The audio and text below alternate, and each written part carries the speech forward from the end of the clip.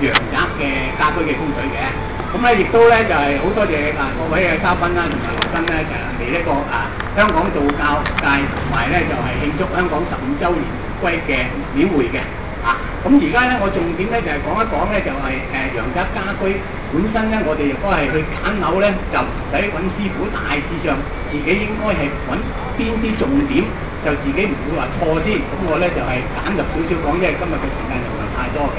係啦，咁就首先咧，我哋咧就一定咧，就第一時間咧就一定要揾自己邊區啱自己住嘅。咁即係換句話咧，就最好咧就係揾翻風水好又旺財又旺丁嘅地方啦。咁但係好多時咧，亦都唔係一定係代表一定揾得到嘅。但係咧，亦都唔緊要嘅。原來咧，每一區都會有一定會好風水嘅地方嘅，即係唔會話即係衰嘅地方係全部衰，冇可能嘅。一定會有地，即係話幾衰嘅地方都有一笪地方好嘅風水。咁變咗咧就。呢個問題咧就一定要揾師傅啦，呢個賣廣告係啦。咁另外咧，咁就幫我哋揾到地區之後咧，咁我哋咧就喺成個屋苑裏邊，好啦，咁即係話揾邊一棟嘅大廈咧就啱自己先咯喎。咁而家或者大家有邊個可以提供啲問題出嚟，大致上係話揾邊棟大廈，大致上係向邊啲地方為之好或者唔好，或者自己心目中有邊啲個案嘅，或者可以喺台下有邊啲現場觀眾可以提一提出嚟，大家享受下有冇邊位？如果冇咧我繼續講咗落去之後咧，如果大家感應到有邊啲係真係有疑惑嘅咧，咁麻煩你哋舉一舉手問好啦，咁若果係假設，若果係一個屋苑有好多棟，咁而家呢啲發展商咧就好得意嘅，就全部咧就所有4號冧咧就一定走嘅，即係換句話咧，你去睇樓咧就唔好話揀第4座一定冇第4座3A。佢就一定走4嘅，好似而家有跳層嗰啲唔好講先啦好啦，原來咧我哋中國人咧你話乜嘢教派都好啦，點都有少少迷信嘅。咁因為點解咧？就係希望呢一家人住得安樂啲舒服啲出發點係啱嘅。所以咧嚟講咧，好啦，講翻棟數咧，假設而家呢一個係自己嗰棟嘅物業，好啦，咁我哋有啲乜嘢留意咧？原來我哋陽宅咧有一個叫做巒頭。亦都有一個叫做理氣嘅。咁乜嘢叫做巒頭？咩叫理氣咧？原來我哋裏邊一個咧，我哋叫玄空飛星數。咁原則上咧，就應嘅嚟講咧就30%。咁出邊咧，我哋叫巒頭咯。巒頭嚟講咧就應70%嘅。所以間屋原則上咧，我哋最緊要咧係要望出去個巒頭靚。咁嚟講咧，即係話裏邊嗰盤數，就算係破財傷丁乜嘢都好啦，佢係應30%，咁當然梗係理氣都好，咁梗係當然好啦。好啦，咁嘅意思咧，即係話巒頭點為之靚咧？咁你咧就去到嚟講咧，一望個觀景咁有一樣嘢，邊一樣嘢要大家要留意嘅咧？唔好以為就話一望到一片海咧就好正尤其是好多時嗰啲商市咧就話黃昏嘅時候晏少少咧就係一個鹹蛋黃嘅效果咯喎，一望落去就遍地黃金，哇！呢間屋旺財啦咁原來咧喺我哋風水學上咧一望無際咧有咩問題咧？原來咧即係話啲錢去咗就翻唔到嚟。咁二嚟咧，我哋咧亦都嚟講咧，因為一片無際咧，我哋叫做冇暗沙。冇暗沙咧，即係話啲財咧就流唔到嘅。咁原來一片暗沙就發1代，2片暗沙就發2代，3代暗沙就發3代。意思就係咁啦咁若果完全冇一望無際，即係好似啲水上人咁啦，喺個水平線一望完全冇倒序嘅嘢嘅咧，咁我哋咧就要小心啲啦。咁因為佢嗰啲商市就一定講㗎，因為嚟講遍地黃金心目中梗係好啦即係黃昏嘅時間望落去真係一片黃金好靚嘅。咁原來咧我哋咧就住咗落去咧，好多時咧就會即係話自己嘅事業又好，生意都好啦，不斷咁樣下滑嘅。咁佢咧係呢個咧係陰乾嘅形式嘅，即係自己唔係好覺嘅情形之下咧，咁就麻煩啦。好啦，咁而家咁講咗個巒頭嗰方面嘅問題先啦好啦，咁嚟講咧，仲若果假設若果唔係海咯係山嘅情形喎。山咧，咁我哋咧就假設而家都係講翻呢座大廈，當我隻手掌就係山，或者呢個樽好嘛？好啦，咁呢個樽，好啦，咁嚟講咧，因為而家咧市區嚟講咧，難睇風水嘅程度咧就難過郊區好多嘅，因為點解咧？郊區山同沙同埋水咧就冇得點樣喐嘅，除非你又話要填海，又話要鑿個山嘅啫嚇。咁即係換句話咧，我哋市區嘅變數就好緊要，即係等於你而家買咗一個單位原來咧3-4年海景，跟住就俾前面咗啫。有咁嘅情形喎好啦，咁原來咧咁講翻頭先我哋咧講嘅意思咯，原來咧你呢座大廈對面咧有可能咧亦都會有一座大廈咁因為而家你見到啲密度都好高嘅咁有一座大廈嘅有咩問題出現咧？原來咧我哋呢個咧就叫做壓煞，越近嘅壓煞嘅力量就越大，越開嘅壓煞嘅力量就越少原來咧我哋叫做咧遠取於物，近取於身。嘅意思咧，即係話若果佢個昂度，假設呢一棟樓，譬如啫係30層，好啦，咁若果喺呢度嘅咧昂度超過壓煞45度角，咁我哋就有一個叫做產生一個壓煞嘅情形出現。咁壓煞嘅意思咧，即係話你要嘅嘢就一定冇嘅。好啦，咁嚟講啦，咁中層係點咧？中層你再睇翻個昂度係點咯喎？若果都係45度咧，咁你就揀高少少啦。揀高少少師傅話，咁我揀到好高喎，好高，最高嗰層。咁記住咧，最高嗰層咧，我哋咧就原則上就唔係好要求啲客買最高嗰一層嘅，因為點解咧？原來咧，我哋中國有一個術數嘅原理咧，物極必反。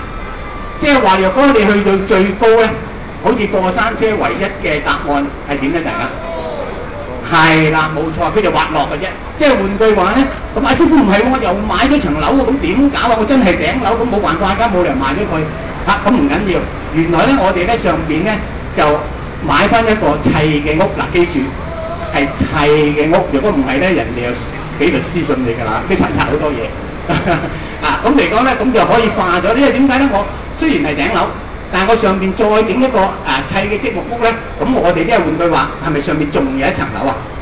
咁咧就嚟講咧就可以化咗我哋嚟講咧就去到最頂峰嘅，最頂峰即係仲上面仲有一層砌嘅屋咁原來唔好講風水學上啦，淨係講自然學嚟計啦佢都起碼咧喺熱度嗰方面咧可以幫你減低咗個熱度，咁冷氣都慳翻好多啦同埋瞓覺嚟講咧，盡量嗰個屋咧就唔好喺你自己瞓覺嗰張床嘅下邊，因為點解咧？若果喺你張床嘅下邊咧，咁啊產生一個壓煞情形出現。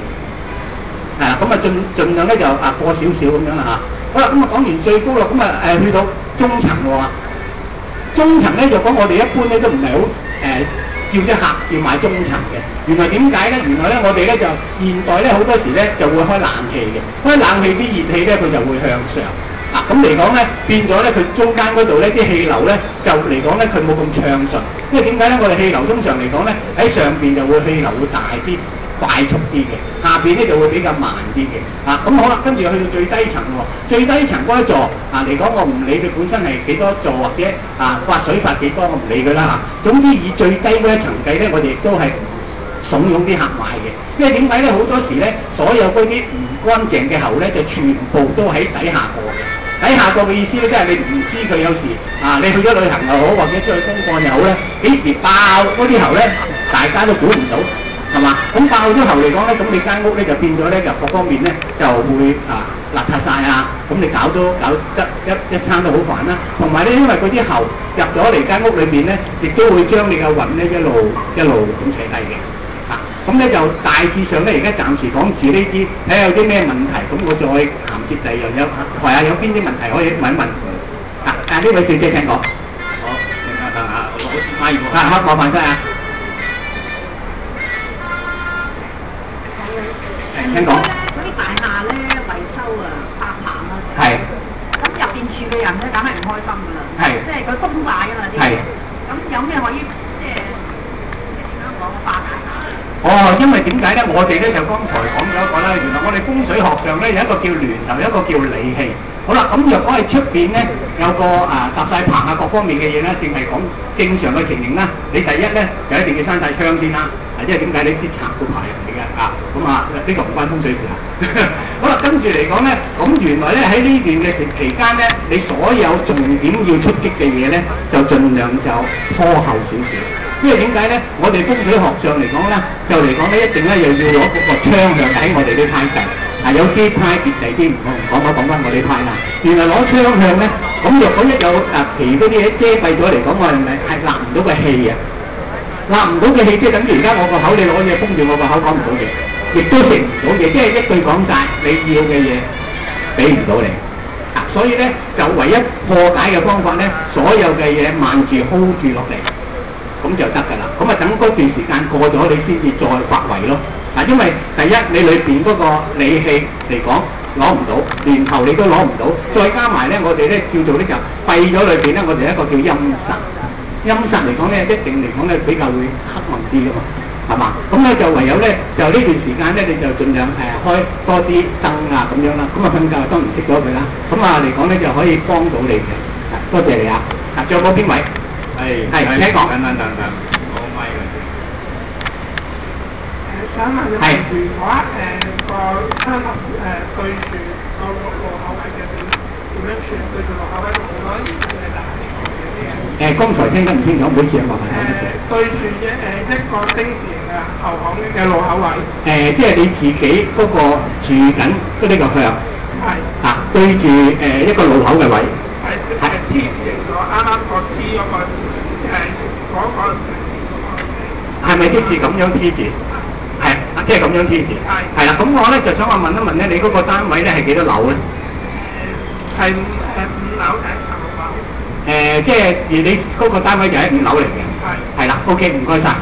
好啦，咁原來咧我哋風水學上咧，原來咧全部都係講一個氣場嘅。咩為之氣場咧？原來咧我哋所有嘅嘢咧產生過一行過，即係話我哋一動咗嘅嘢咧就會應象。原來點解咧？呢一喐嘅嘢咧，個人咧就會產生一個氣場嘅。氣場嘅意思，你好似丁字路，即係一定咧車行㗎啦，或者係人行㗎啦咁嚟講咧，即係話佢一定咧就會產生嘅氣場咧。咁重點咧就係喺10樓以下嘅單位咧，就必定會有問題嘅。咁若果你係5樓咧，咁你就嚟講咧就會比較少少麻煩咧，即係話嚟講咧就自己留意下家居嘅其他嘅嘢，可唔可以用物業點遮咁樣咧？因為你低層嚟講咧，佢嘅氣場咧，即係等於而家我咁樣撥低層咧就有產生氣場，高層嘅產生嘅氣場就少啲嘅。咁嘅意思就係咁。若果第日自己揀樓咧，就最好咧就10樓以上咧，若果見到頭先所講丁字形或者 T 字形嗰啲屋，咁因為時間關係咧就唔好意思淨可以講得咁多。多謝晒大家嚇。同埋咧一陣間咧，你哋咧若果係攞啲開運符啊，同埋想話睇下出面嘅流年自己有啲乜嘢催旺或者各方面事點咧，就可以喺後邊嗰度咧就有攤位嘅，司徒法正嘅攤位或者係常輝師傅或者我本人司徒傑傅都得嘅。喺度多謝晒大家。咁大家請留步啊！常輝師傅咧咁另有補充，咁請阿常。